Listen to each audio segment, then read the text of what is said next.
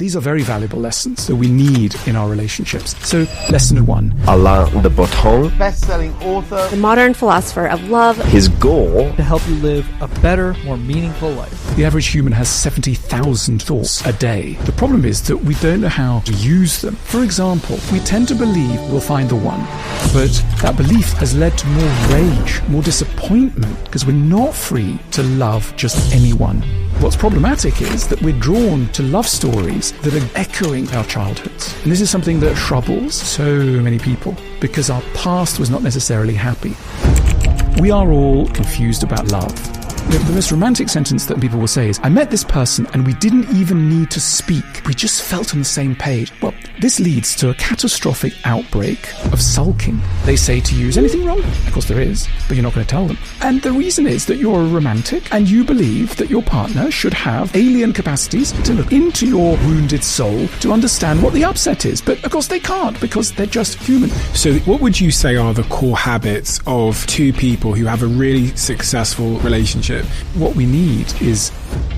Let's talk about sex. Goodness me, does it cause problems. 26% of people in relationships are having sex less than 10 times per year. So the question is, what are we getting wrong? One of the leading answers that neither party knows is there is that, ding ding, that's normally a sign of a problem.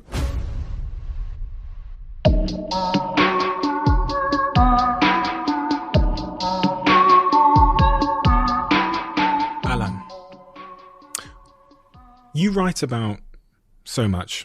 You produce content about so many different subject matters. But what is the overarching mission that you are on? I'm trying to look almost systematically at a variety of causes of unhappiness created by the world we live in. Obviously the world we live in has solved many, many problems, but it's also generated in a host of areas particularly difficult challenges that have not really struck humanity before. And I like to think, both personally and on behalf of others, about what those problems are and how we might steer through them. The average human has 70,000 thoughts a day, right? Not huge, elaborate ones, but just stray, little fragmentary thoughts. 70,000 of them pass through consciousness every day. And the problem is that we don't know how to process them or use them. It's part of the reason why we end up with such busy and troubling minds. We haven't stepped back in order to ask ourselves at the end of the day some of those questions that can calm us down, like, who am I angry with? What am I excited by? What's really happened today? We let experiences rush past us. And then, of course, experiences that haven't been digested properly have a nasty habit of coming to sting us in the tail. And I think you can look at a lot of mental troubles as essentially the outgrowth of unprocessed emotion. Depression is often sadness that hasn't understood itself.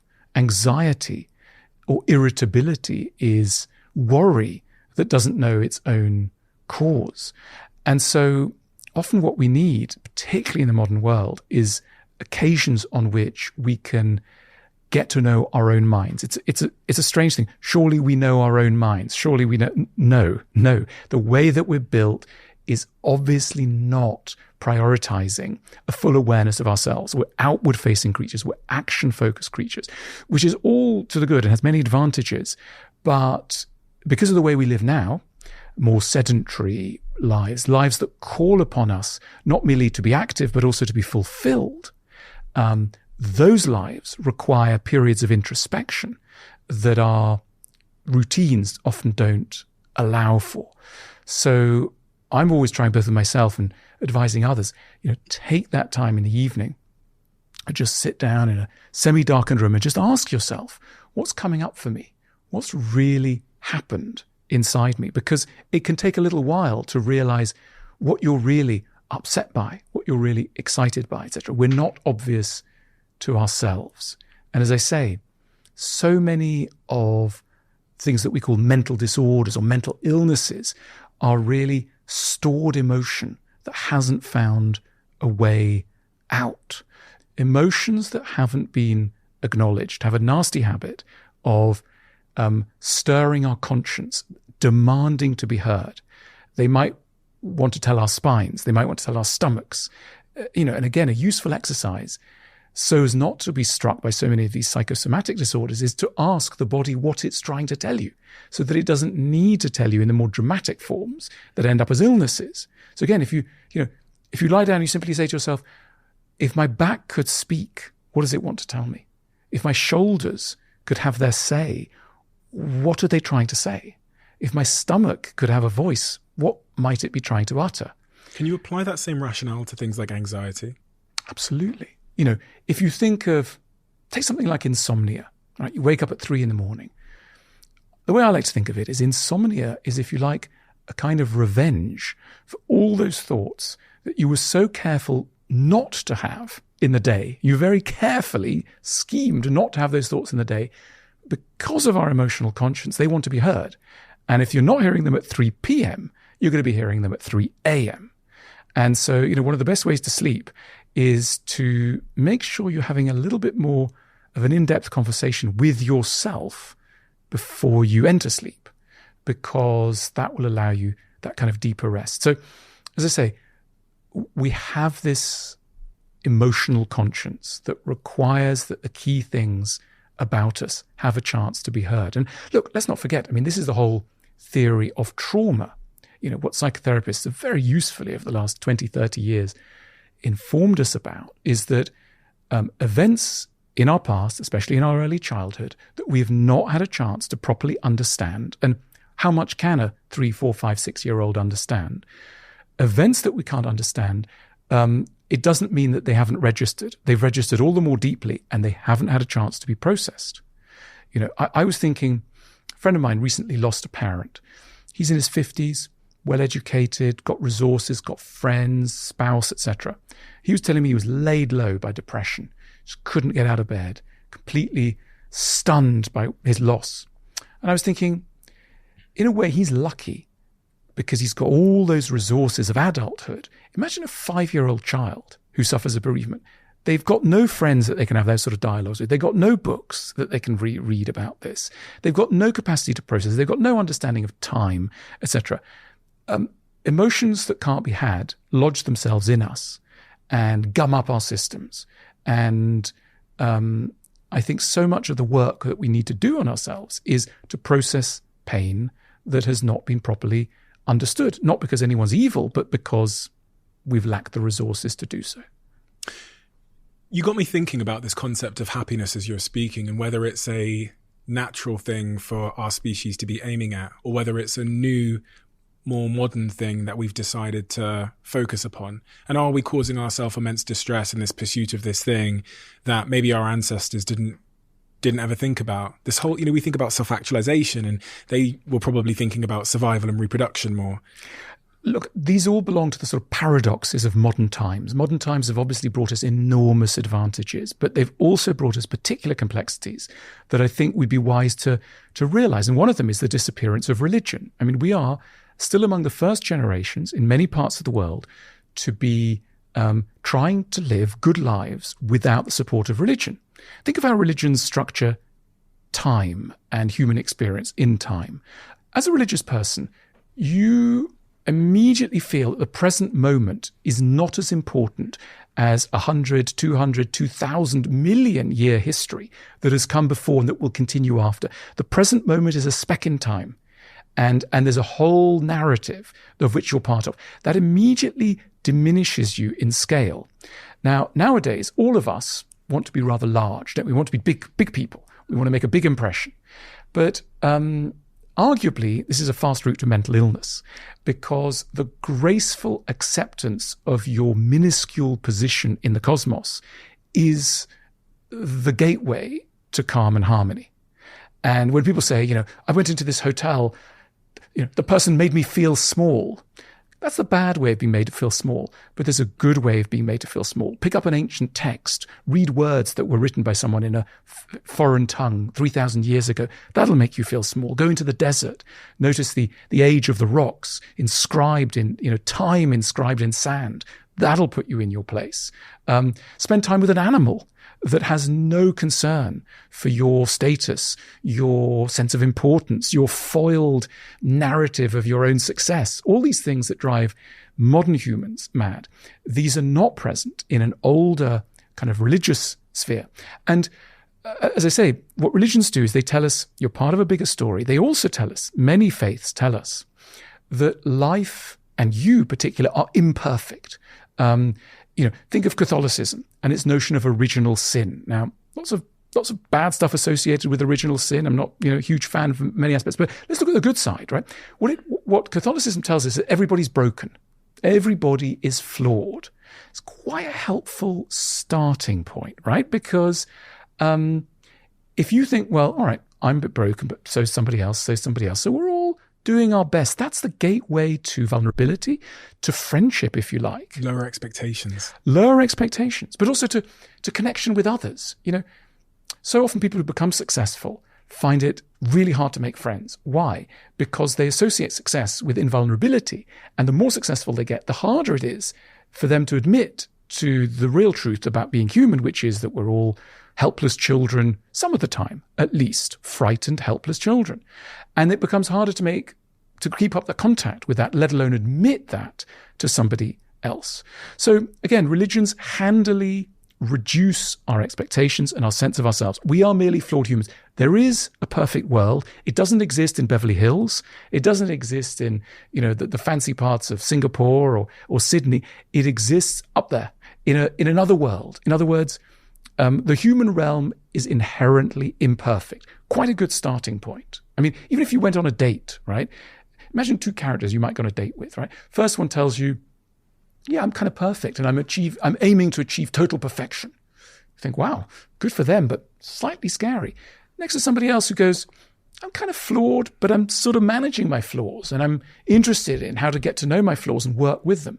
Instantly one thinks, life might be easier around such a person. There's something about the pursuit of perfection which makes day-to-day life extremely hard. And religions, slightly by the by, tick that box. They were able to reduce us in our own eyes while raising us in the eyes of, a divine being, and that has helped us to have an easier relationship with ourselves. And the notion also was you cannot perfect this life. Life becomes perfect in another realm. We'll build Jerusalem somewhere else, not on this earth, in the next world. Again, it takes the pressure off us. We modern people, we think the present moment is supremely important. Now is important. Everything that's going on right now is supremely important. Doesn't matter what happened 100 years ago or 1,000 years ago. Now is the only criteria of time. You are perfectible, right? So if there's something wrong with you, you're failing against an ideal of perfection. Again, very, very hard. And that you are made. I mean, the biggest challenge of all, you're made to be happy, as you suggested. That the true goal of every human is happiness, not fulfillment, not the realization of a grand scheme, not living for others. Your own happiness. And again, it's a beautiful idea, but goodness me, does it cause problems? Goodness me, think of Emile Durkheim, beginning of the 20th century, French sociologist, writes this book contrasting the differences between ancient societies and modern societies. And he identifies one troubling difference between ancient societies, pre-modern agricultural, village-based societies where religion plays a role, and modern, urban, technologically driven, success-oriented, individualistic societies, and that's the suicide rate. He realizes in his book on suicide, published in 1900, that modern societies, for all their advantages, leads their members, a share of their members, often the most ambitious of their members, to take their own lives. Why? What's going on? And this becomes, it's the birth of modern sociology, really. It becomes a major inquiry into what modern times does to the soul. And I'm deeply fascinated by that. I can't let that one go. Because what's this paradox? What's this paradox of suffering amidst plenty, of regress amidst progress? This fascinates me. I spoke to the CEO of Calm, Campaign Against Living Miserably, Simon Gunning, And he shared some stats with me about exactly what you're talking about suicide. He said someone dies by suicide in the UK every 90 minutes. 76% are male. There's 25 attempts for every death. The single biggest cause of death for men under 45 is suicide. Single biggest cause of death for 15 to 49-year-olds is suicide. That 19 to 35-year-old category are twice as likely to report being in crisis than any other group. And 16 to 24s is the fastest growing group in history to exhibit suicidality. And more recently, there's a big conversation emerging now around young women and suicidality, which is a fairly recent, unfortunately exploding trend, this trend of young women now experiencing suicidality. And look, people don't just commit suicide when things are bad. People commit suicide when things are bad and they think, it's a delicate point, they think it's their fault. They cannot disassociate the trouble they feel from an intense sense of responsibility, which then also entails shame. Now, what's going on there? You see, when I say that we live in an individualistic world, what that really means is we live in a world where people feel that they control their own narratives, that what happens to them is very tightly a reflection of who they are and what they've done. And this was not always the case. You see, for long periods of history, people were not necessarily tightly held to the observable outcomes of their lives. This happened with money, for example. In Old English, a poor person was known as an unfortunate, right? What is an unfortunate? Let's unpack that word, unfortunate. There's the word fortuna in there. What was fortuna? For the Romans, fortuna was the goddess of luck, the goddess of fortune. And the Romans were therefore all the time sacrificing things to the goddess of fortune as a way of saying, please, it's not me, it's this outside agency. Nowadays, this sounds completely weird. I mean, what do we call, in the most individualistic country in the world, United States, what are poor people called? It's not a nice term. They're called losers, right? You say, that's a loser. So we've gone from unfortunate to loser. That's a trajectory of 400 years. What's happened in that time is a story about who's responsible for people's fate. And nowadays, if I said to you, Stephen, things have not been going so well for me. I've just been sacked. My book hasn't sold, etc. But it's not me. I've just had a bit of bad luck. You, very nice person, but a modern person, side of you be thinking, he must have done something wrong, right? You'd be thinking he must have done something wrong because that's how we think. We don't allow people the benefit of luck, right? Similarly, if you said to me, my podcast has been doing brilliantly. We've now got 8,000 million billion subscribers. How many you got nowadays? And you said to me, it's just a bit of good luck, right? I think, Stephen's really, he's very modest, but it's not true. He's done something. We believe that people do things and that action leads to results or failures.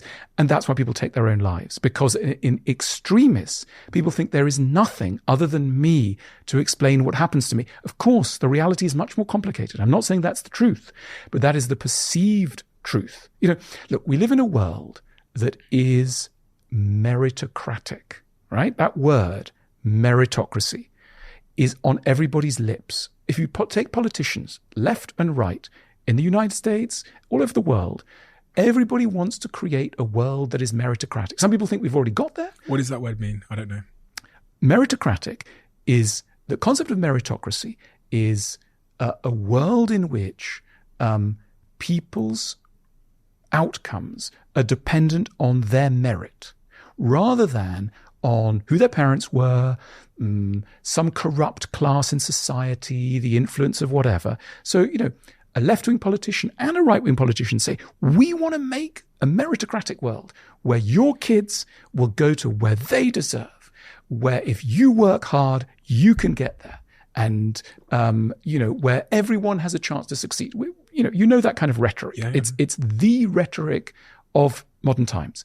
Now, it sounds great, and in many ways, it's an enormous advance. But again, let's just focus on the psychological toll of that. Because if you really believe in a world in which those who get to the top deserve to get to the top, by implication, you are also positing the existence of a world in which those who are at the bottom deserve to be at the bottom. In other words, a meritocratic worldview turns success and failure from chance to a necessary fate. And that's why it makes the winners quite hard, potentially, quite heartless, because they're thinking, well, I got there on my own. Don't need to thank anybody. Might not need to pay many taxes. Why pay taxes? It's fine. And similarly, those at the bottom are kind of crushed. So we've created this very complicated ideology where there's a hidden toll to living in.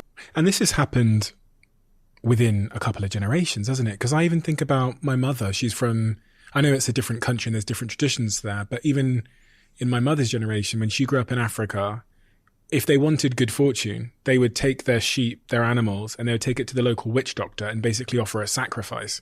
They'd obviously pray, but they were so in the opinion that their outcomes were determined by a religious god of sorts. And even her moving to the UK and starting businesses here, I think she's moved a little bit away from that thinking to the sort of, as you kind of almost posit it, it's almost like the curse of personal responsibility, or at least the pitfalls of personal responsibility, where she now definitely thinks that her outcomes are correlated to her hard work. And it's so interesting. I've never considered the fact that could be bad for us on a psychological level. Sure, because, we know that there are good sides of it. Of course we do. And so, I'm really pointing out something that is less often spoken about because we know the good sides. Of course, a world in which people take responsibility can be good. But at what moment does it crush the spirit? And, talking about your mother and moving away from an agricultural society, a rural society, to an urban, modern, individualistic society. In many parts of the world, in the old world, in the pre-modern world, when people met each other for the first time, they would say, where are you from? Where are your who are your ancestors? Who's your father? Who's your mother? That was people's identity. Nowadays, of course, as you know, what's the first question that anyone asks anyone? What do you do? Yeah. And according to how you answer that question, people are either really pleased to see you or they kind of gently sideline you and you're left by the peanuts. And, no one wants to talk to you. We live in a world, this could sound like an odd word, we live in a world of snobs. Now, the word snob is often associated with some kind of old English interest in like people with castles or, ancient lineage. I don't mean that. Snobbery is really just any way of judging a human being according to one, but only one aspect of their whole identity. Right? So if you meet a clothes snob and you say, my jumper's from, wherever, they'll go, you can't be a good person because, you are so underinvested in your fashion taste, right? Doesn't matter how pure your heart is or how great your poems are or whatever. You look, your clothes are wrong. So that's a clothes snob. Now, the dominant form of snobbery in the modern world is, of course, job snobbery. And that's why, the opposite of a snob is your mother. Your mother, as it were, one's mother, the ideal mother, right? The ideal mother doesn't care how you've performed. She's maybe fictive, caring about who you are. But most people do not care who we are. They care how we have performed. And so, we're often told, we live in such materialistic societies, the world's so materialistic, we're all chasing money. I don't think we're actually chasing money. I think we're chasing the love and respect that money in our society brings. We have connected the possession of material goods with the possession of honor and respect. But, if you rearranged it a different way and you said, you could own a plastic token and get love and respect, people would always want the plastic tokens. It's not the material goods we want. It's the emotional rewards, which actually, sometimes we think, people are very greedy. All they're doing is shopping for more things and buying fancy cars. But, the next time you see a guy driving a Ferrari, don't think, this guy's a greedy person. He's so vulgar and greedy. And just think, this is somebody with a really intense need for love, right?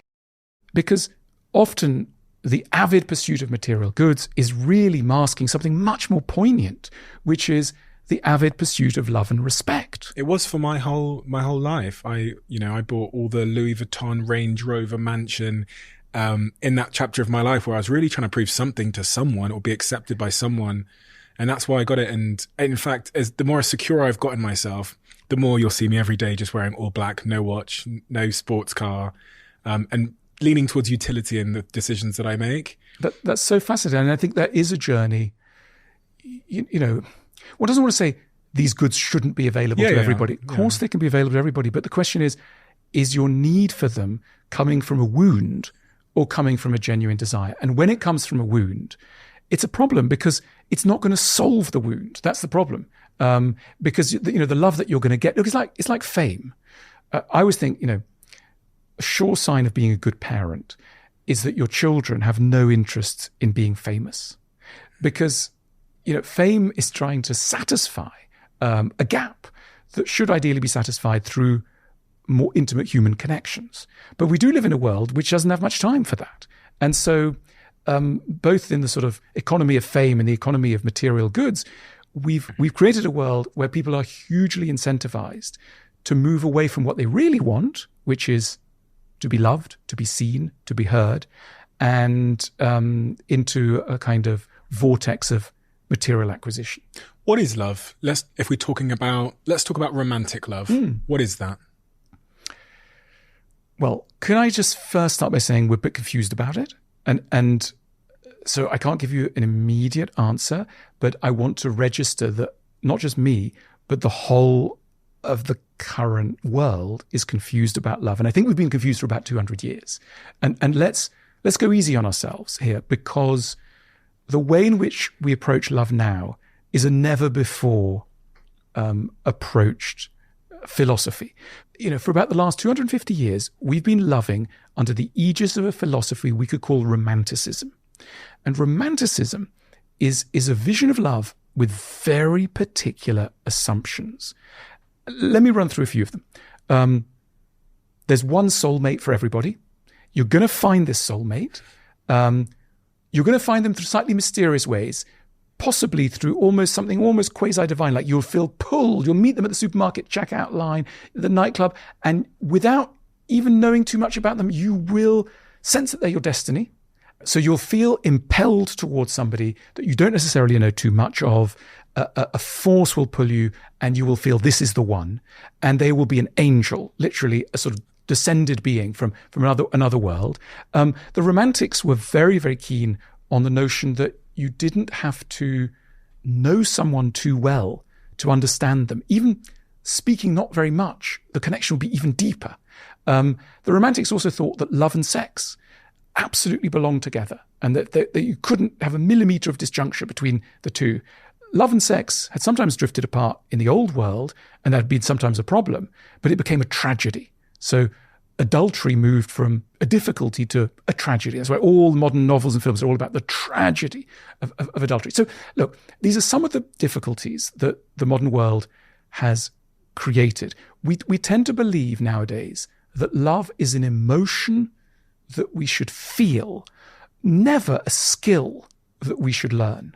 For example, if I said to you, we should probably study love, we should probably go to a school of love, you go, that's not very romantic. Now, every time that someone says, that's not very romantic, ding, ding, that's normally a sign of a problem. Like most things that don't sound very romantic are a good idea, and most things that are romantic, like marrying in Vegas after you've met someone for 5 minutes, is not so great. Now, what are we getting wrong?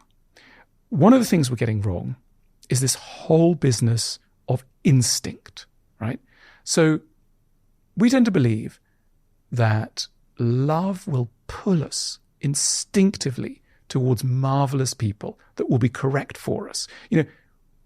The old world, people were set up in relationships. You'll marry this person because of this reason. That person goes well with my family, blah, blah.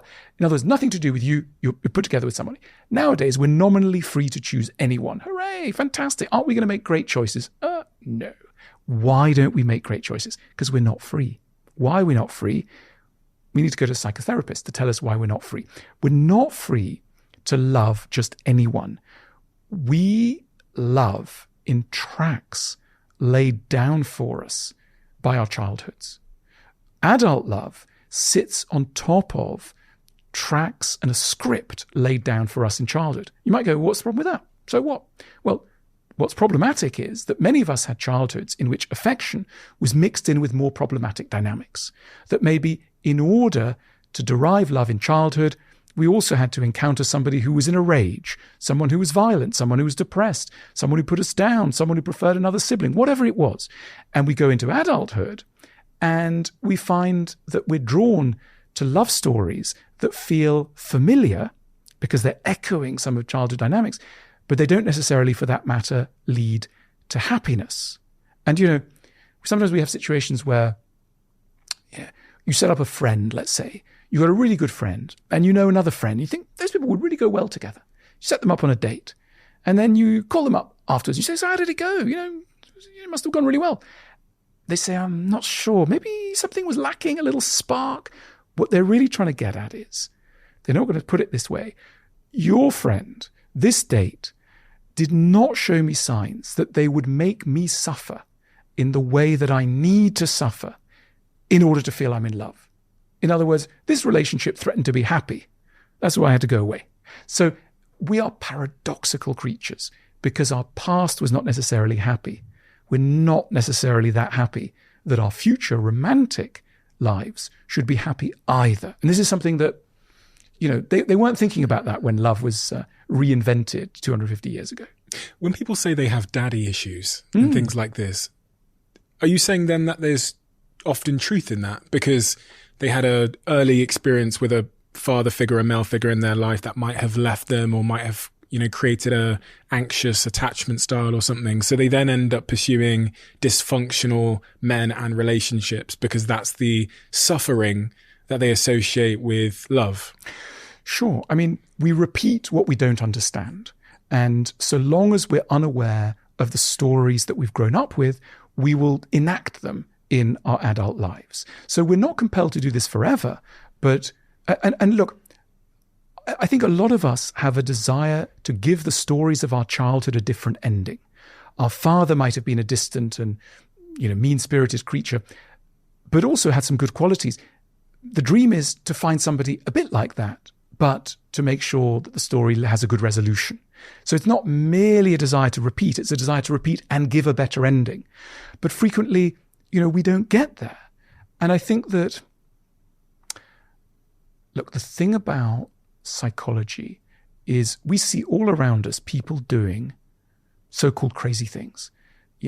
Falling in love with people who are not going to make them happy, sabotaging their careers, not able to open up to people.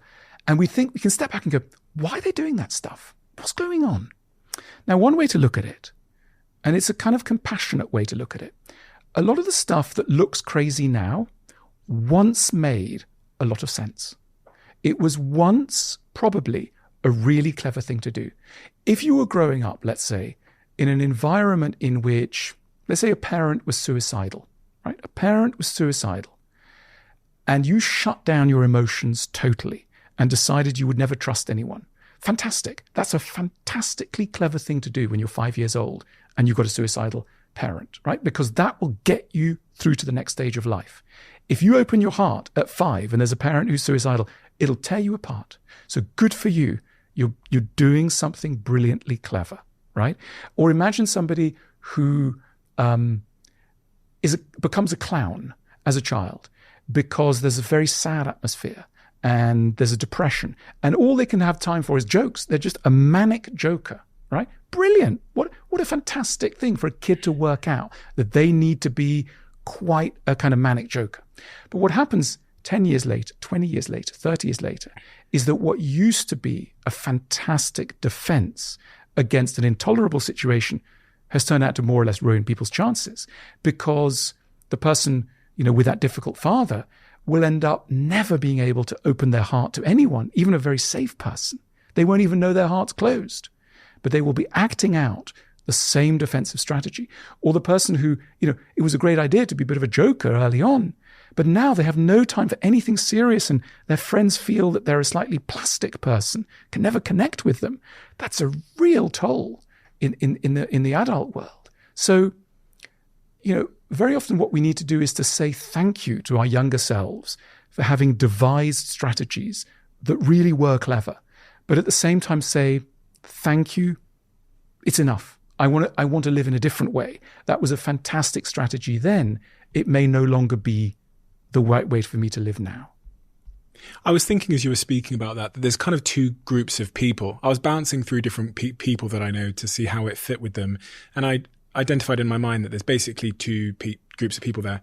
The ones that are aware of their cycle, you know, and whether they've acted to change it or they're just reliving it, who knows? And the ones that are totally unaware that they're in this cycle and they just think, oh God, my luck. You know, they say phrases like that, just my luck.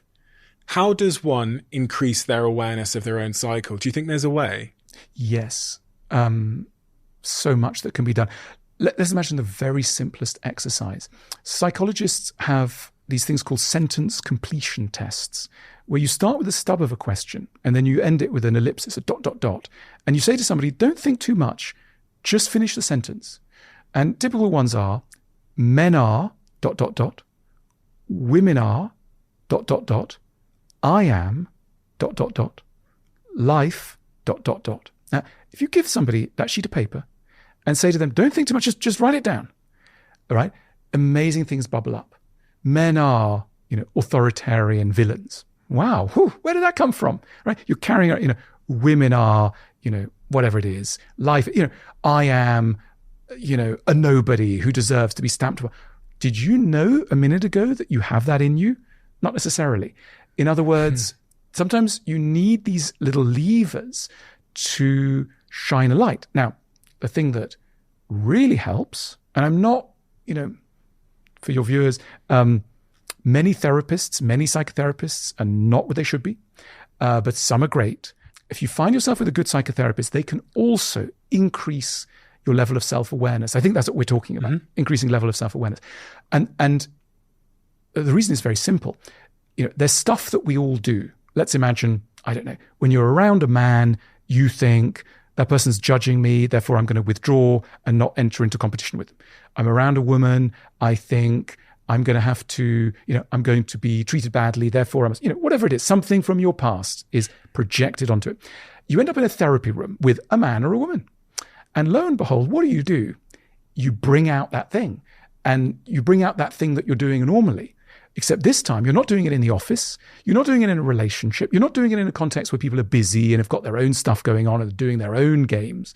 You're doing it with somebody, a trained professional, in a quiet room, and they can see. It's like a Petri dish. They can see the stuff that you're doing. And so suddenly you'll be saying to your therapist, I know you hate me. And the therapist will be going, I really don't think so. But I'm interested that you have that conviction that you do. Or someone will be going to the therapist, I need to look after you. I think you're quite tired. And I really, you've been doing such great work. I feel I want to look after you.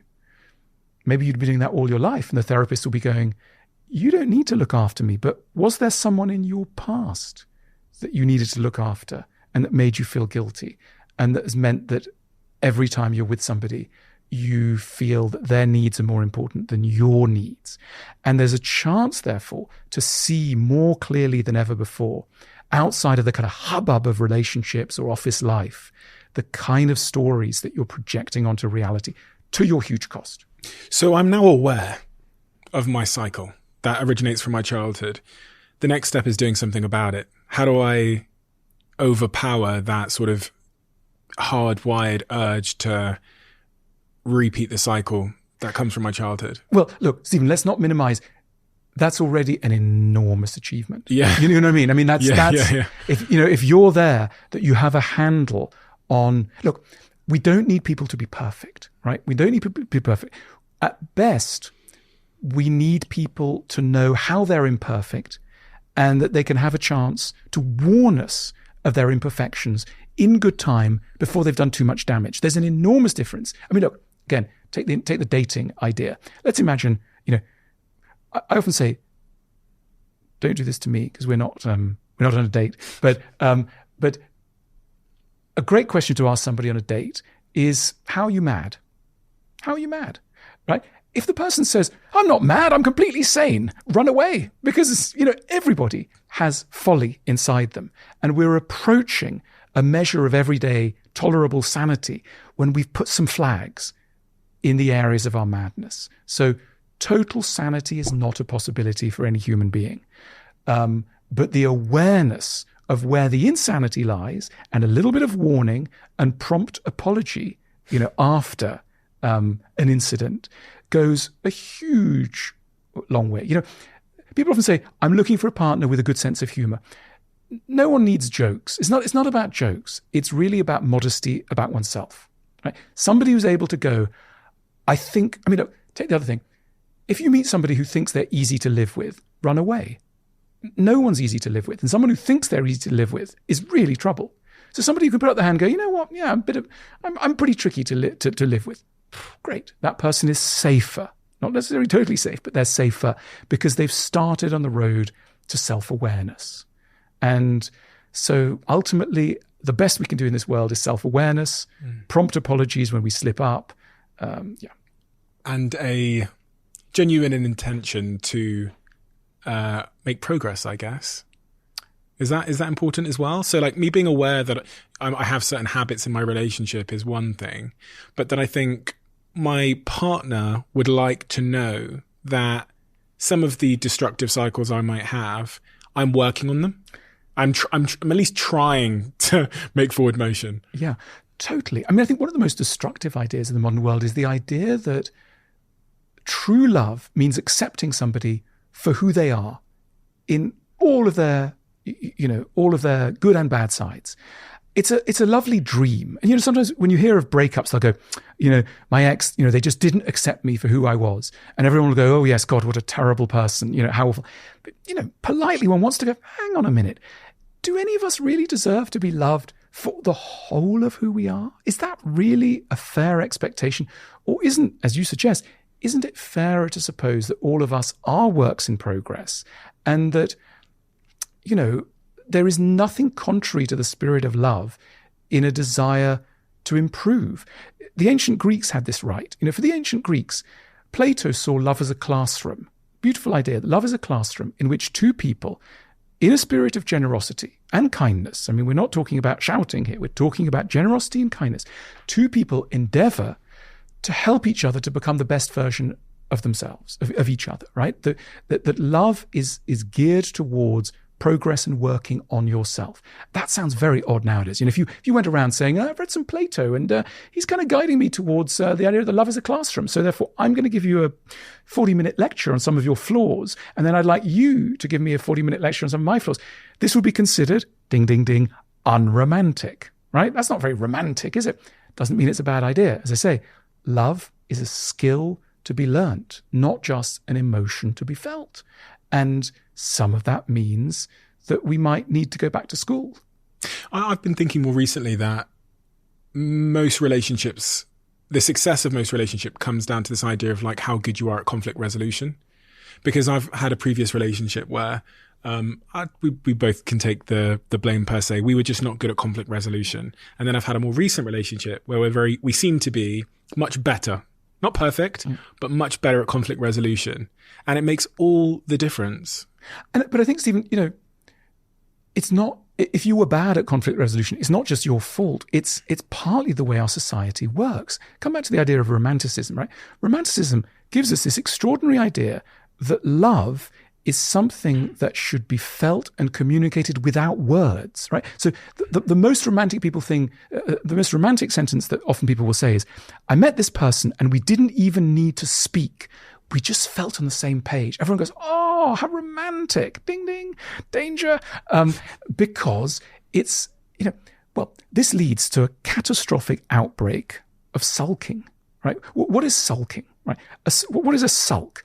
A sulk is a fascinating pattern of behavior where you get very angry with someone because they have not understood you even though you haven't said anything, they've not understood you, and you get offended because you're a romantic person, you think they can't possibly love me because true love means understanding somebody, intuitively, wordlessly.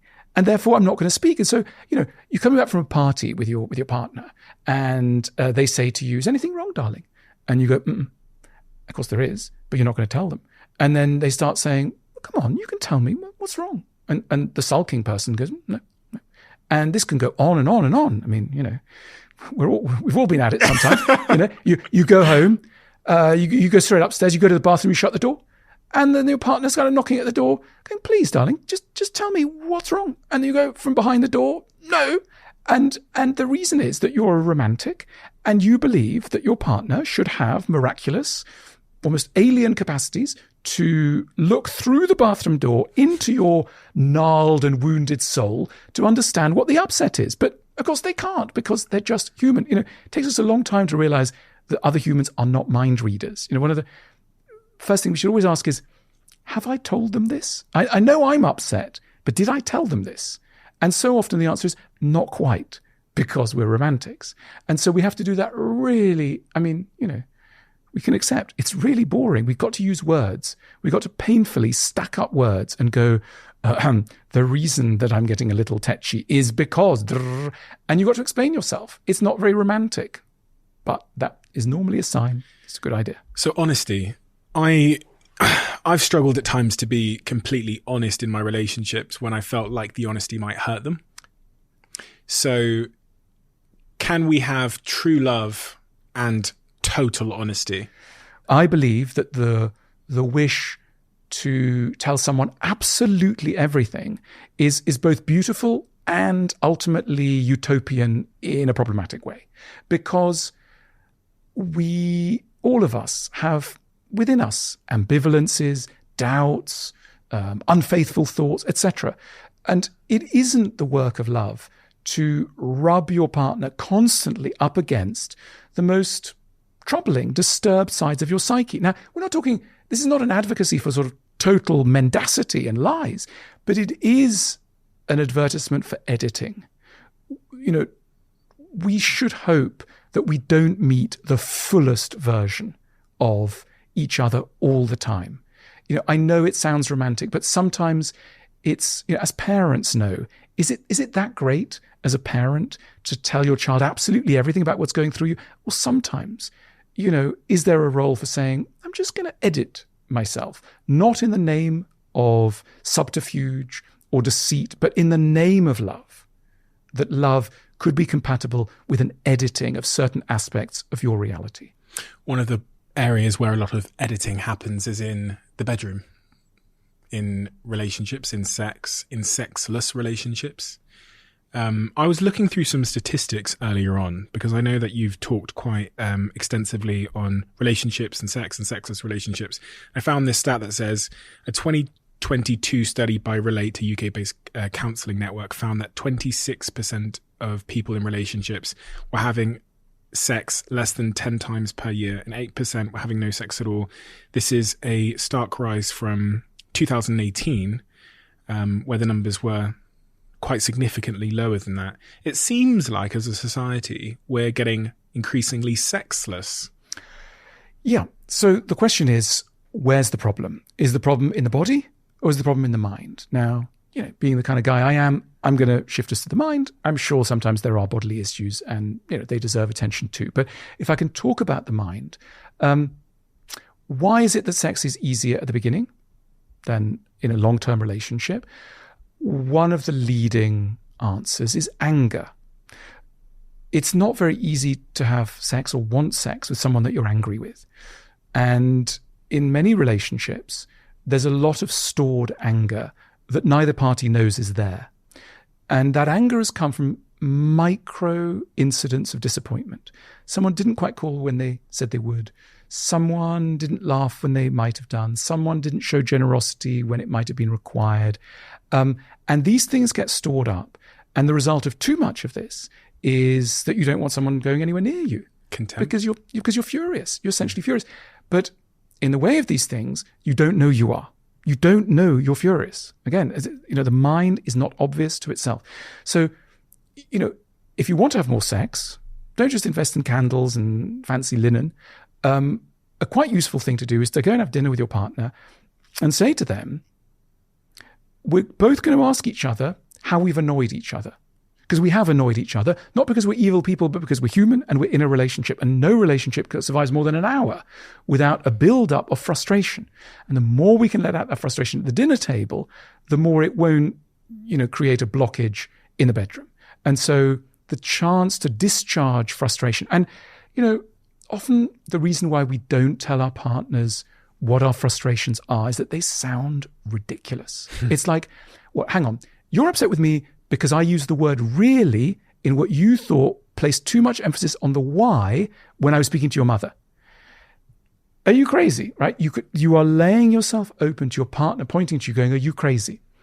But I think that we're all in love, very small children, at least a small part of us is. And as we know, small children get upset about really weird, tiny things. You know, you'll move a button and they start wailing and you go, what's happened? And they go, you moved a button. And you go, I did? And why does that matter? But for them, it matters. Or, a pencil has slightly changed direction. So we should remember what it felt like to be a child. And we should acknowledge that there remains, even in an adult who's very competent in all sorts of areas, a small child who is liable to be getting very upset about small things. Triggered. But because they're an adult, this is the problem. We think, well, an adult can't possibly be having such childish reactions. Again, we need to just cast aside our fears of shame and say, you know what? Yes, an adult can get very upset about tiny things. An adult probably is upset about tiny things, and we're doing ourselves an honor when we can dare to reveal this to our partner, and they can do likewise. So if I'm someone listening to this now and I'm in a relationship where I don't think, because it's interesting, even when I say I don't think I'm having enough sex, the idea of how much sex is enough sex has probably come from movies, which is a bit of a trap as well, right? But if I'm in a relationship and we are in a sexless relationship, by whatever definition, solution one you presented there is try and resolve the anger, the underlying contempt. Are there anything else that you think is effective ways of solving for that? Look, I think one useful thing to do is to go, why does sex matter? What is this thing called sex? Why does it matter? And when people get very upset, I think the answer tends to be that sex is a symbol of something very poignant and very delicate, which is my partner loves me. And the reason why it becomes such an acute issue is that they cannot hold on to the idea that the partner might love them and might not want sex. This is psychologically impossible. Now, it is important to say it is possible. It is possible that your partner both loves you and doesn't want to have sex. There could be other reasons. They're feeling unwell. So, and then we can ask ourselves, what does sex really aim at? Sex aims at intimacy. Even we'll say they, in people's polite language, they'll say they became intimate, which means they had sex. So what we know about sex is that the really exciting thing about sex is not the sex bit, it's the intimate bit. It's the idea that someone is without their guard. Most of the time we approach other people with our guards on. And in this very rare and unusual thing we do, we meet another human being in a vulnerable state. And this is such a relief from the normal limitations of life. And there are other ways of doing this. Sex is not the only way of doing it. So by understanding better what sex is, we can also have a chance to get some of what we get in sex in things that are not sex, if that makes sense. I had Tracy Cox on the podcast and she said something to me which really stuck with me because I hadn't noticed it until she said it, which is this idea I believe she called otherness, which is when your partner almost becomes like a family member or you start seeing them as like a sibling because they are in their sweatpants around you. And she made the claim, which I think I've read in your books as well, that in many respects, that's the very opposite of the spice that makes sex so appealing in those early days when it's new and novel and risky, and so she kind of alluded to the fact that love and sex were actually sit on two different ends of a pole. Right. And again, to come back to my theme, what does a romantic say? Romanticism tells us sex and love belong entirely together. But I think what you're saying, and what many of your viewers will know, is that the relationship is trickier. And again, let's not torture ourselves about this. Let's get curious, and then let's communicate about this. And I think that, look, a growing child has a paradox to deal with. And this is what Freud famously, doesn't matter what you think of Freud, it's a very useful observation really, that the child experiences love in the first instance. At the beginning of life, we all experience love at the hands of people who, if everything's gone right, we will have no sexual connection with, right? So given the debt that adult love owes to childhood, that sets us up with a problem when we as adults start to fall in love with people and start to build up relationships, which is that the more we get cozy with someone, the more we feel like we did a little bit with our parents when things were really cozy, which is oddly why people like going to hotels. Why do people like going to hotels? To revive a relationship. It's because the furniture doesn't remember you. The curtains don't remember you. You're allowed to be, for a chosen moment, somebody without the history. And it's the history that is making intimacy hard, because that history, while it's knitting you together and making you emotionally close, is also rendering sexual freedom problematic. And I think it's just, we need to go very easy on ourselves for the fact that this happens. And what do we do about it, though? I need to book a lot of hotel rooms? Do I need to spend a lot of time away from my partner? I noticed even that you're laughing. You're smiling as you say that. And I think that's partly the clue. You know, when we come up against the hardest conundrums in life, having the tolerance of a sense of humor, a shared sense of humor, you know, if a couple can turn the sexual challenges from a tragedy into something, you know, closer to a comedy, it's an enormous achievement. Think of teasing, right? There are sides of couples that they find really, really hard. Isn't it wonderful when a couple learns with affection to tease one another? They go, "Oh, Stephen, yeah, there's that thing that you do. It gives you a little nickname, calls you whatever it is, you know, a little affectionate nickname." That's a wonderful moment, because it means that irritation has been sublimated into tender, compassionate understanding for why someone is as difficult as they are. So the best thing we can do with our irritations with our partners is to be able to tease our way out of them. And we may need to do this in troublesome areas like sex. It's an enormous achievement if your partner can call you, can go from thinking that you are an idiot to smiling at you and thinking you're a lovable idiot, right? We're all, in the end of the day, a lovable idiot. We don't need to believe in God, but if God was watching us from up there on the space station, we are all, 8 billion lovable idiots. And once we can have that sort of compassionate relationship to ourselves, that's the beginning of a big bit of the solution. I often think, I've been in my relationship now for a couple of years. I think, how do I stop my partner getting bored of me? Will there become a day? Sometimes it does cross my mind. Like, is she just going to get bored of me? And also, vice versa. You think of being with someone for 40, 50, 60 years. I'm sure some people listening have been with their partners for multi-decades. Is there a risk of us getting bored of our partner and then seeking the sort of, the novelty in affairs? And how do we prevent that? Okay, well, look, here's one suggestion. The thing that becomes very boring in all relationships is when people cease to listen to each other. Now, when you say the word listen, you've got to think, oh, yeah, I know what that means. Hang on, let's complicate this issue a little bit, usefully. Most of us have never been listened to properly. It's not something that normally we know how to do. We know how to speak. There are lessons in how to become a good public speaker. Not very many lessons in how to become a good listener, right? And that's telling us something. So what is it to listen? Imagine a situation where someone says something to you, and rather than you jumping in and going, "Oh, that reminds me of something happened with my auntie," or "That reminds me of," starting to give advice and going, "The thing that you need to remember is 1, 2, 3, 4," right? Which is normally what we do when people speak. Is to simply hold back, and therapists are good at doing this, and simply do what they call reflexive listening.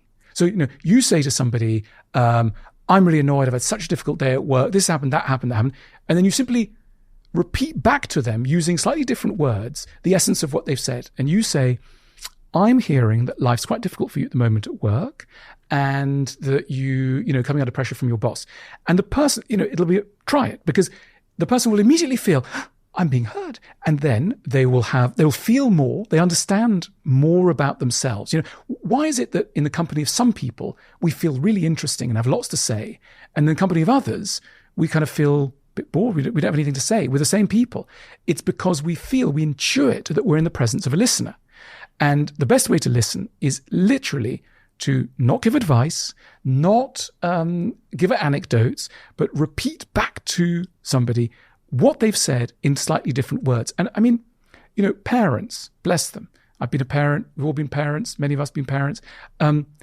Parents are often quite bad at listening to their children. They think they're listening. I was in a holiday resort a few months ago, and there was this kid.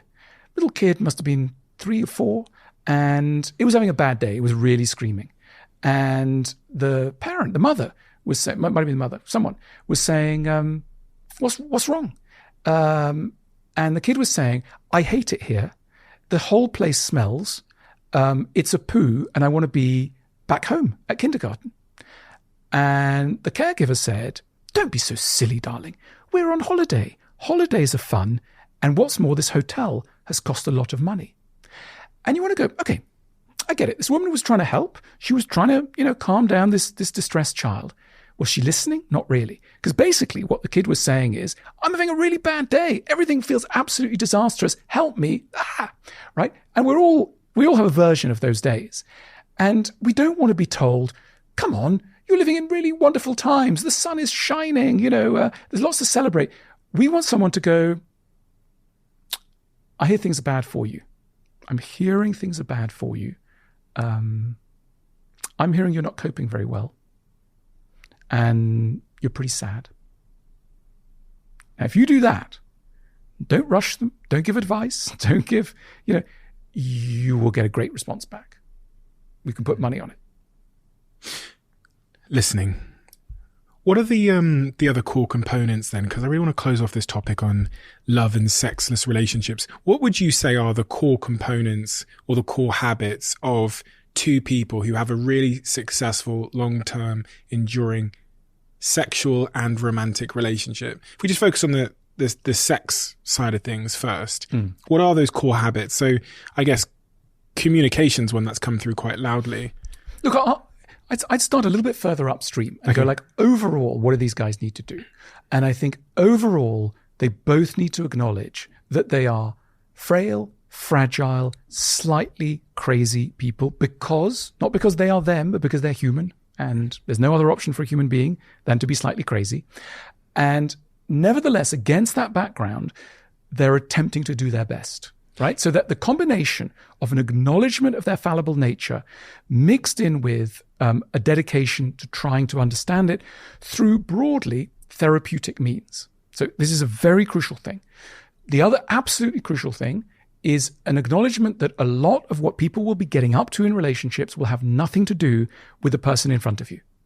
That you will be importing from different periods of your life scenarios and assumptions that owe nothing to the here and now and owe quite a lot to mum, dad, caregivers, and other scenarios. And the capacity to acknowledge that with grace, to say, okay, I'm sorry, I'm getting confused about who's in front of me, right? I'm importing into this situation an energy that doesn't belong there. We all do this. The whole basis of attachment theory, let's remind ourselves, is that your attachment style is governed by your first attachment, the attachment that you had with a parental figure. And therefore, you will be, let's say, insecurely preoccupied, attached to somebody, not because they deserve that quality of attachment, because your early caregiver did. That's what they mandated through their own behavior. But your partner, maybe someone completely different, is someone completely different. So if I can put it this way, getting on top of your projections. We project wildly as human beings, and being able to have at least a sense that the person in front of you may not be entirely who you think they are, and that reality in the here and now may be slightly more innocent. And I think, you owe it to yourself. It's so boring. I'm sorry, Stephen. I'm sorry to your listeners. You have to get on top of your childhood. It's so boring to be told this, to be 30, 40, 50, 60, and to be told that you have to get on top of your childhood. I mean, my goodness, this is not a nostalgia fest. The only reason is so you can put the damn thing to bed and never have to think about it again. But it's going to be rattling around unless you have done so. And I think it's so... Look, think of language. All of us, when we were kids, we were put in an environment where without us doing anything, we learned an entire language with syntax, grammar, a complicated vocabulary, etc. And this happened while we were doing handstands in the garden, drawing buttercups in the kitchen, etc. We absorbed an entire language and we had no idea. the same thing was going on emotionally. We learned an emotional language, not a language about grammar and vocabulary, but a language about trust, a language about self-esteem, a language about who we are, a language about what will happen to us when we trust someone, a language about whether it's safe to go with someone, to be ourselves, etc. We learned that whole language, and we have no idea we learned it, just that we had no idea we ever learned our language of birth. It just happened.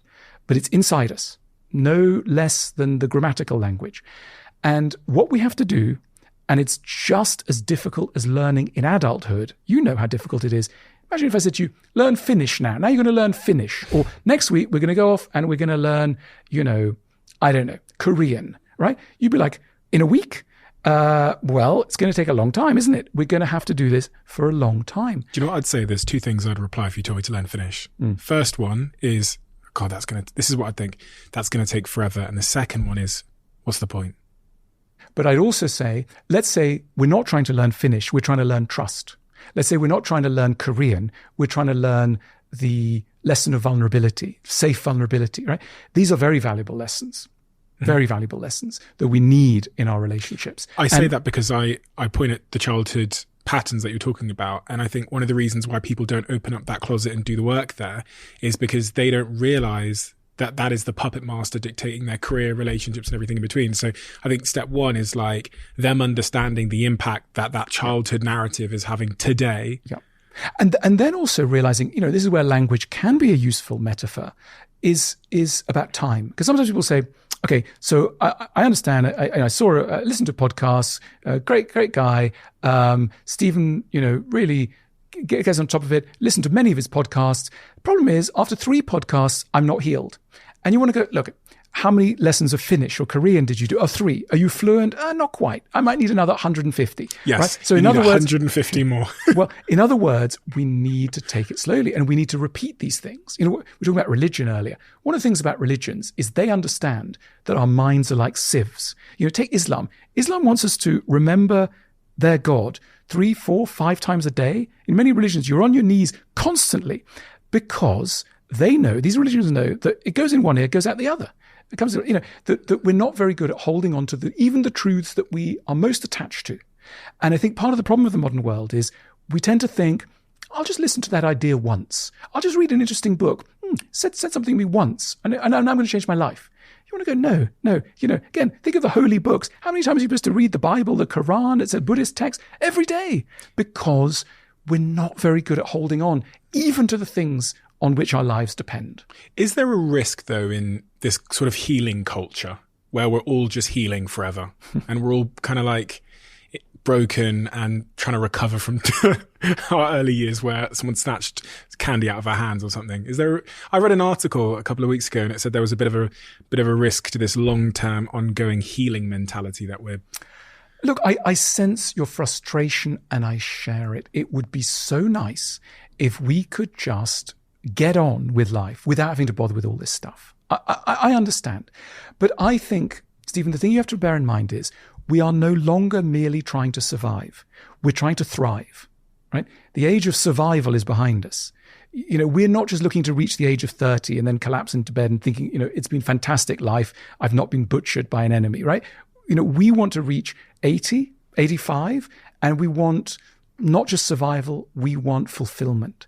And if we want that, we're going to have to pay attention to things that previous generations didn't. Again, let me use another metaphor, right? For most of human history, people, here I am drinking a glass of water, right? People didn't pay much attention to water. If it looked like there wasn't anything actively floating in it, like a frog or something, they'd think it's clean water, right? And just gulp it back. And through such nonchalance, if I can put it that way, millions of people died. Okay.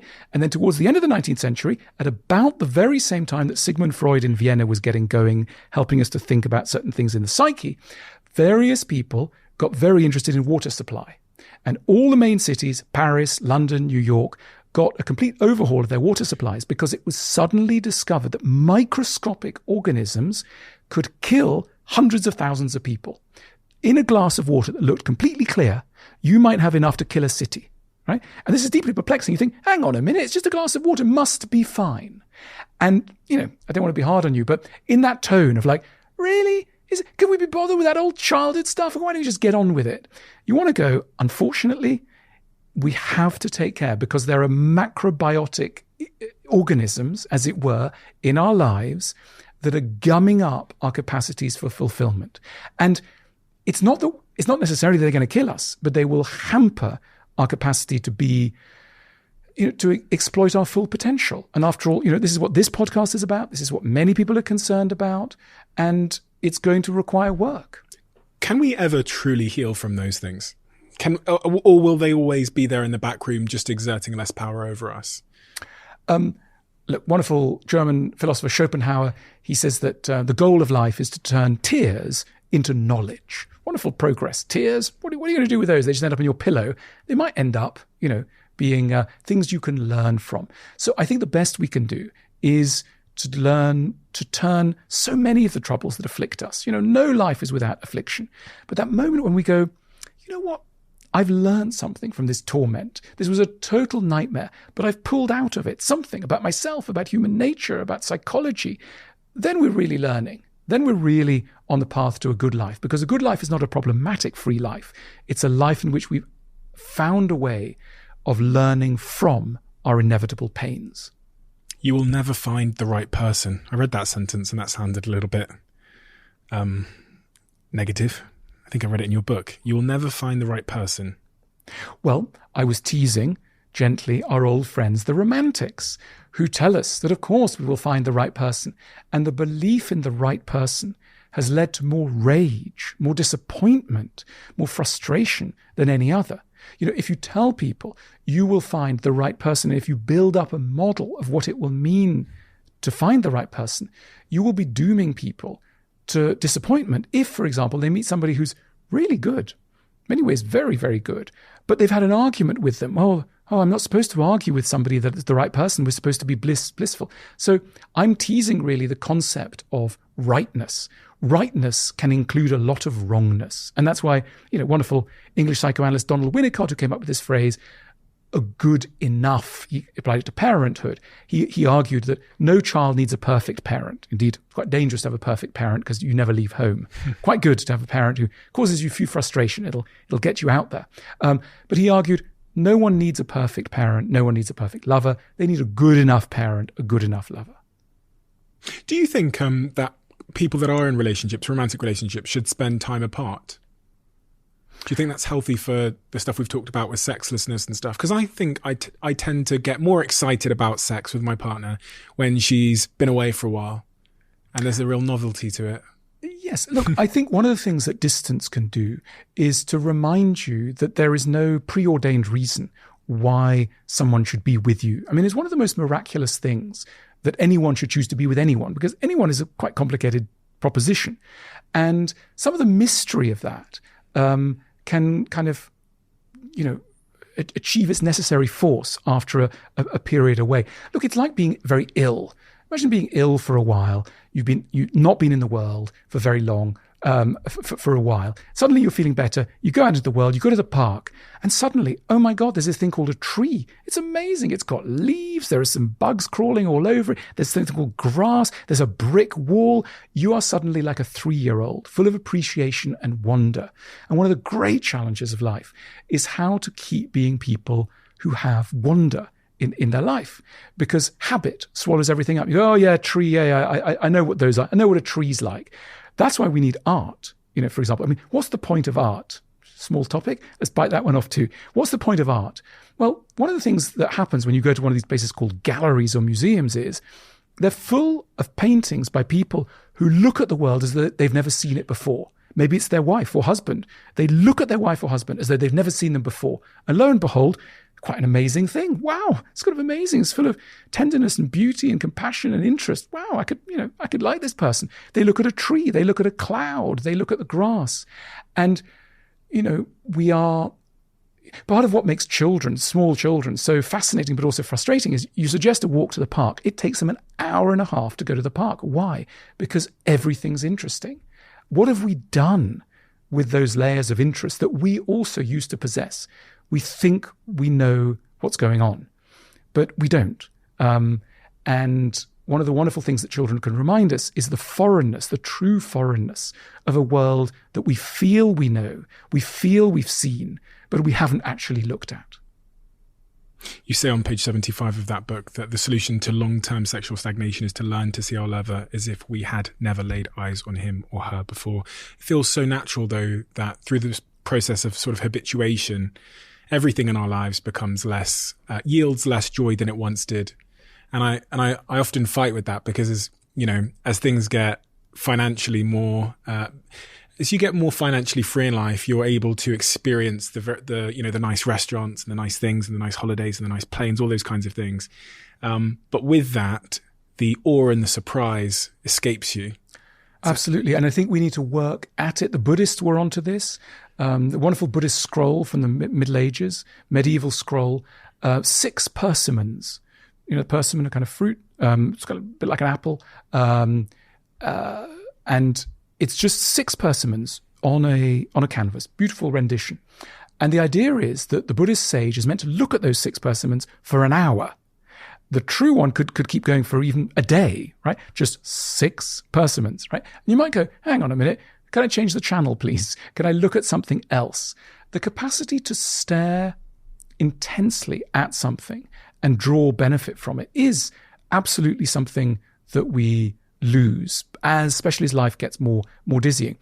The thing to bear in mind is life can ever only be so exciting. It's not by more stimulation that if your senses are wrecked, if you're unable to draw benefit from one lemon, having 1,000 lemons or a sports car isn't going to make you more of an appreciator. The goal is to learn to appreciate more of what we've already seen. And that is, we talk about gym and exercises and workouts. It's something we need to do. I mean, it's literally learning to see and to appreciate is a skill. And you can dial it up or dial it down. And as I say, one of the good things about works of art is they are records of careful looking by people. They might not be looking at things you're looking at, but it's less about what you're looking at, that it's a method of looking that you can learn from. A Therapeutic Journey, Lessons from the School of Life. The Sunday Times bestselling author of The School of Life. I've seen this book everywhere. I walk into bookshops all the time and I just wish my book had the prominence. Oh, Stephen. It does. No, I saw it. I was in a Foyles the other day and I think you've got some signed copies in there. I picked up one, yeah. Why did you write a book called A Therapeutic Journey? Because I have to say, you have written lots and lots. Bit too much. A lot of books. I mean, this is not even half of them. No. There's about 70 of them. Yeah. This book, A Therapeutic Journey, it's really following the arc of what one could call mental breakdown or a mental crisis from the moment of its inception, the moment it strikes us, through to the moment of recovery. And then I go into lots of byways and lots of digressions. But essentially it's saying, how can we keep our minds safe? How can we help them to heal? What can we do when we are in a mental crisis? It's written in a tone, I hope, of sympathy, of kindness, and also trying to give people a sense of what's happening to me. Because very often, when there is a breakdown, we don't know what on earth's going on. Yesterday we were happy-go-lucky. Now we can't get out of bed. Yesterday we were able to hold it together. Now everything that comes out of our mouth makes no sense. So I think that it's supposed to be a companion through what might be some of our loneliest hours. Why do we need this book right now, do you think, in society? I think because, look, I hope that people will think, okay, this is written from a place of somebody who probably gets what they're saying and what I'm feeling. I think we need companions through things that probably feel very personal, but are actually, this is the good news, very general. But I think, at the School of Life, we see so many people who are going through these things. And the thing that each one thinks is, I'm alone. And the best thing you can say to people is say, no, you're not. And the reason they think they're alone is that, it's a paradox of human beings. We only know people from what they choose to tell us, but we know our own minds from introspection. And so there's a massive sort of cognitive gap between self-knowledge and knowledge of others. And in that gap, shame develops, right? And there's so much shame around mental illness because it's still, as we know, so rarely spoken about. And so the book aims to rehabilitate, to educate, and to comfort. This is a book about getting unwell. imagining that we have let everyone down and losing direction and hope. It's also a book about redemption, about regaining the thread, rediscovering meaning, and finding a way back to connection, warmth, and joy. What are the ways in which we're unwell? Increasingly. Well, it's very hard. When your mind is operating well, you almost don't notice what it's doing because it's doing so many things to keep you feeling, even have that word normal, right? How do you feel? I feel normal. Yeah, that's my baseline. That's just how I am.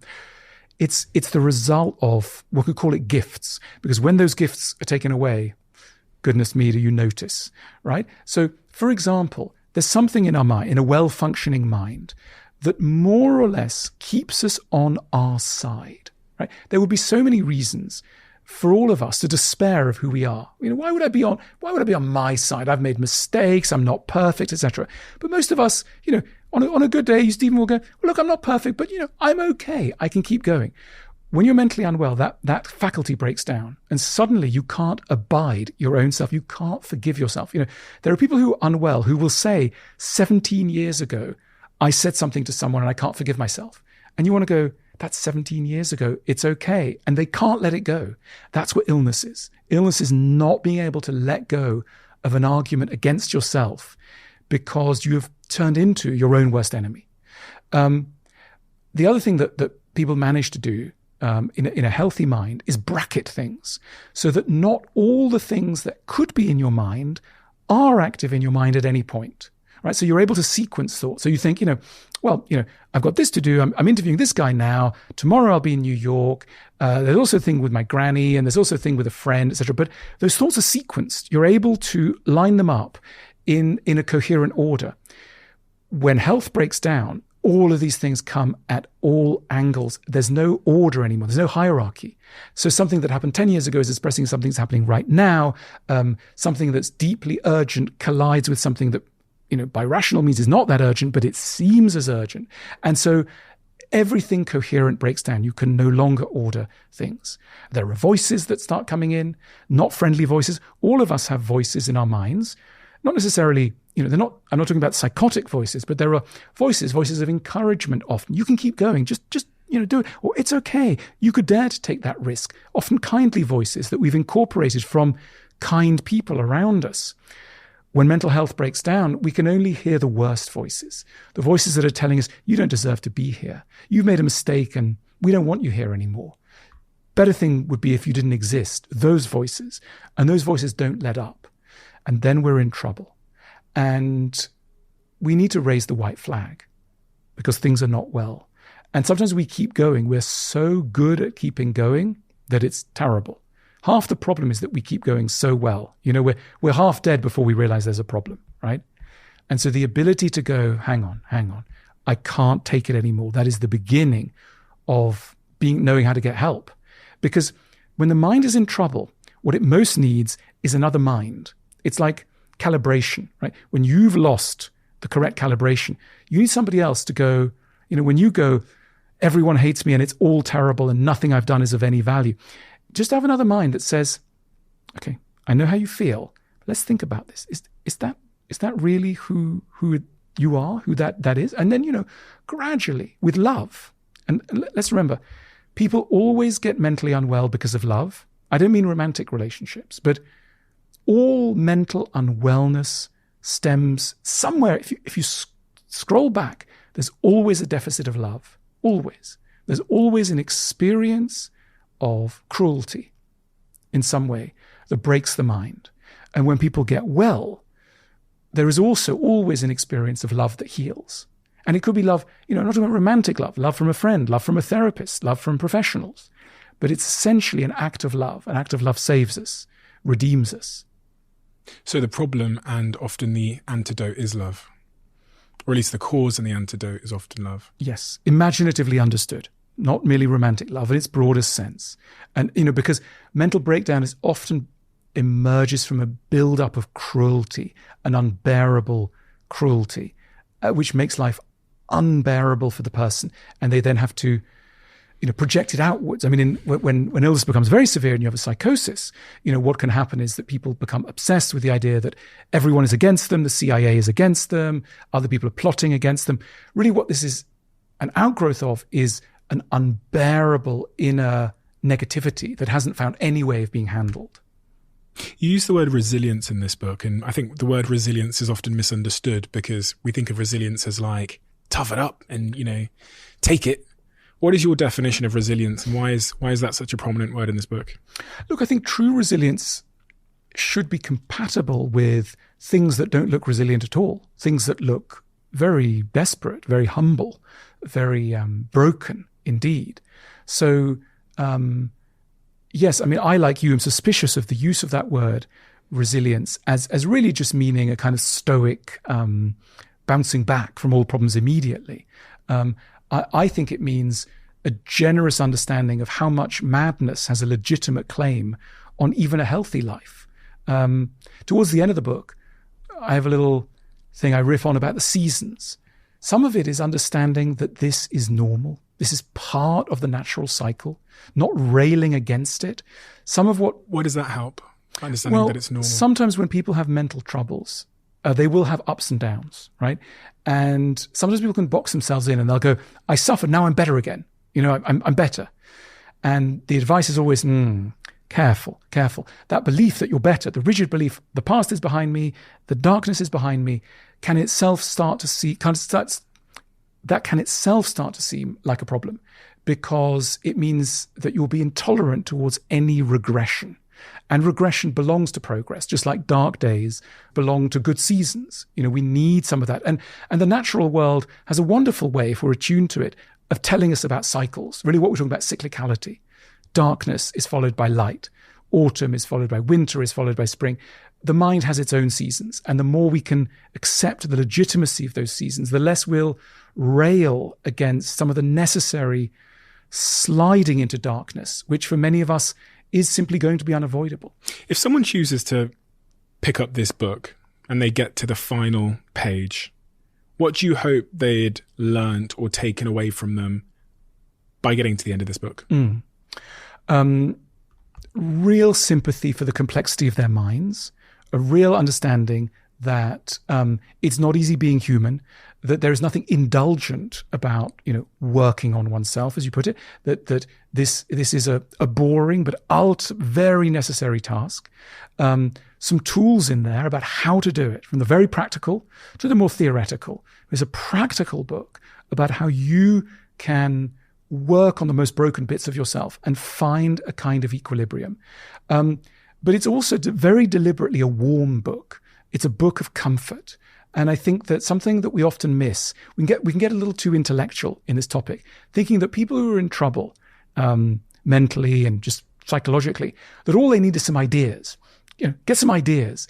And yeah, sure, we need ideas. But what we also need is warmth, kindness, friendship in a way. Now you could say, well, how could a book be a friend? Well, many of my best friends are books, let me tell you.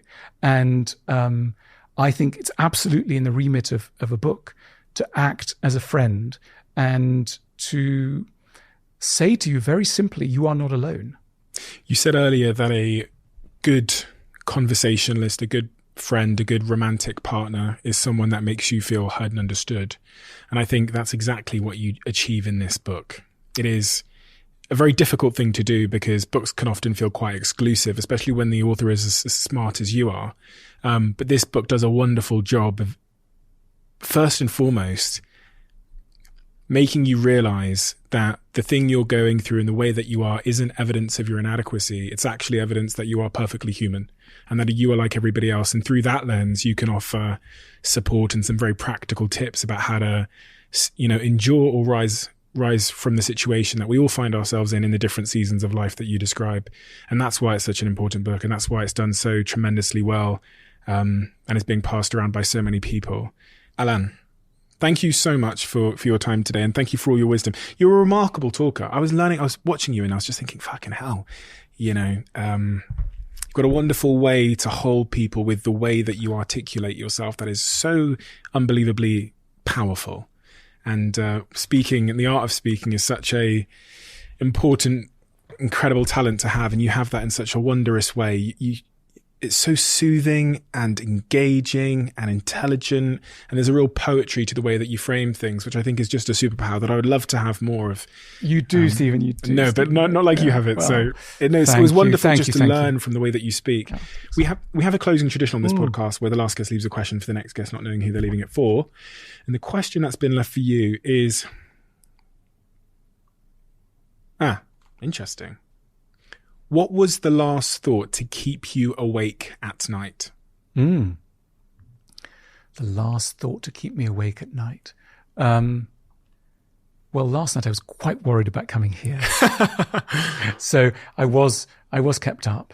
But I'm often kept up. I do. Why? I do sleep in quite a fragile way, and I think that one of the ways of thinking about it is that there are thoughts that happen in the middle of the night that can't happen at any other time. There are actually some quite important thoughts.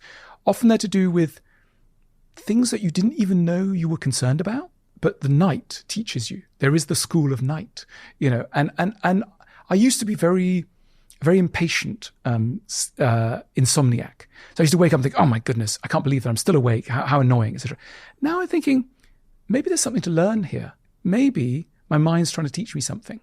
And it might not be anything sort of totally earth-shattering. It might not sound completely earth-shattering, but it might just be something. It might just be like, oh, I really love this thing, or I think I should really steer away from that, or this is really beautiful, or whatever it is. Something, a kind of acknowledgement of the night. And so I've become not a better sleeper, but something perhaps even more important, a better insomniac. Why were you never staying up about coming here? We're all friendly people. I know you are. I think, we've spoken a lot about expectation, haven't we? And, if your podcast had one listener and we were just going down to the pub, that'd be so lovely. If you called me up and said, Alain, we're cancelling the show, but we're just going to go to the pub, I would have slept like a baby. Well, you've certainly exceeded all my expectations, and it's a real honour and a privilege that you chose to come. So thank you so much for that. And your wisdom, I'm sure, has impacted countless people, not just for the last couple of decades, but even in this conversation that I guess you'll never get to see. So on behalf of them, thank you so much. Thanks, Stephen. Do you need a podcast to listen to next? We've discovered that people who liked this episode also tend to absolutely love another recent episode we've done. So I've linked that episode in the description below. I know you'll enjoy it.